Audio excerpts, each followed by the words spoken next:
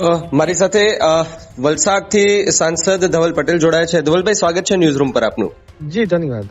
ધવલભાઈ, જે રીતે આપના એ વિસ્તારની અંદર સતત આમ આદમી પાર્ટી એ સભાઓ કરી રહી છે અને કેટલાય એવા લોકોને કોંગ્રેસ અને ભાજપમાંથી આપમાં જોડવાના પ્રયાસ રહેશે તે કરી રહી છે. આવતીકાલે પણ એક ચૈતર વસાવાની સભા હતી આપના વિસ્તારમાં.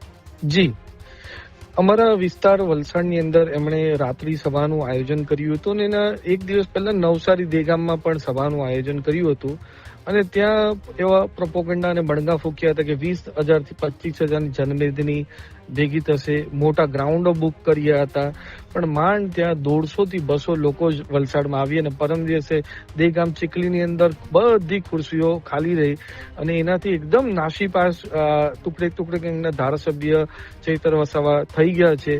એટલે ગમે તેમ મારા માટે પણ વ્યક્તિગત ટિપ્પણીઓ કરી રહી છે, પણ એ બતાવે છે જે આ લોકોએ જાકારો નવસારી અને વલસાડમાં આપ્યો બતાવે છે કે આજની જનતા જે ભોળા આદિવાસીઓને ભરમાવાની કોશિશ આ લોકો કરી રહ્યા છે એમાં જરાક પણ આવતા નથી.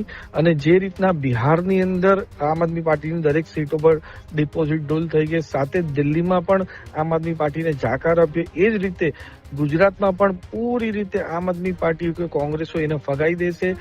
આ લોકોની વાતમાં ખાસ કરીને મારા વિસ્તાર લોકસભા વિસ્તારના લોકો કોઈ પણ નથી આવવાના કે ગુજરાતના લોકો પણ નથી આવવાના. ધવલભાઈ, એક છેલ્લે મારે વાત સમજવી છે કે આમ આદમી પાર્ટીના કેટલાય નેતાઓ એ બાજુના એવું કહેતા હોય છે કે અમે ભાજપના 500 થી 1000 લોકોને આમ આદમી પાર્ટીમાં જોડ્યા છે. એની વાતને લઈને તમે કેવી રીતે જુઓ છો? સદંતર ખોટી વાતો. એને સભાની અંદર 500 થી 1000 માણસ નથી આવ્યો તો 500 થી 1000 માણસ ક્યાંથી જોડવાના? અમુક ચંદ લોકો એમની જ પાર્ટીનો ઓલરેડી હતા એમને જ પાછા જોડે. જાણો કે કોંગ્રેસના પૂર્વ ધારાસભ્ય ઈશ્વરભાઈને જોડ્યા તો 2022ની ચૂંટણીમાં જ એમના પાર્ટીમાં જોડાઈ ગયા હતા. પાછા જોડીને મીડિયા કવરેજ લેવા માટે એ લોકો એમના જ માણસો પાછા જોડવાના ગતાકડા કરે છે. આમ આદમી પાર્ટી કે કોઈ પણ જાતનું વજન અમારા દક્ષિણ ગુજરાત અને ખાસ કરીને વલસાડ ડાંગ લોકસભામાં નથી.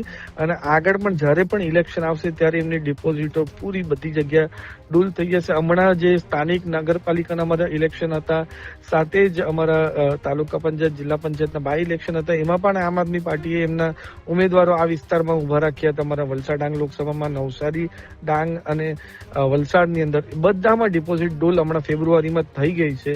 એટલે આમની કોઈ પણ રાજનીતિ જે ચૈતર વસાવા એકદમ જે રાજનીતિ કરી રહ્યા છે સમાજમાં ભાગલા પાડવા માટે, આપણા રાજ્ય અને દેશમાં ભાગલા પાડવા માટે, એમાં કોઈ પણ અમારા લોકો આવવાના નથી. ને આ ટુકડે ગેંગના ધારાસભ્ય અને ટુકડે ગેંગની પાર્ટીને પૂરી રીતે જાકારો ગુજરાત અને વલસાડમાં લોકો આપવાના છે. જી ધવલભાઈ, ખૂબ ખૂબ આભાર જોડાવા બદલ.